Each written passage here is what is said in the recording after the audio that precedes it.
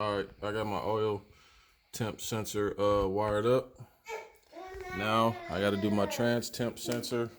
I'm probably gonna run it in a weird location because, like I said before, it's this is more cosmetic more than anything.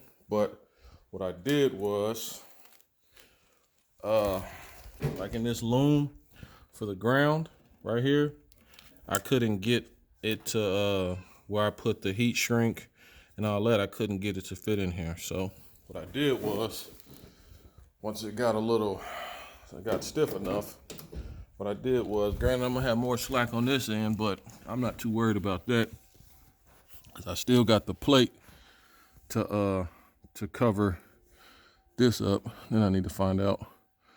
Oh, I know what these go to. I remember cutting that.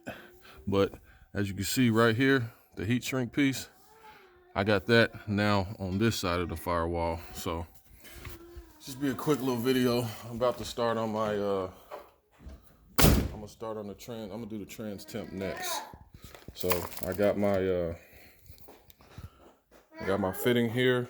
So hold on, let me show you. This is how I plan to do it. So hopefully this is in some type of focus. Got my fitting here. I had to get the little stubby one right here. I had to get this one, so I'm gonna put this like this, and I'm gonna run it to the trans line. Let me see. This one right here. My kids or my children are in here. Gotta get back inside, but I'm gonna run it to the top trans line up here.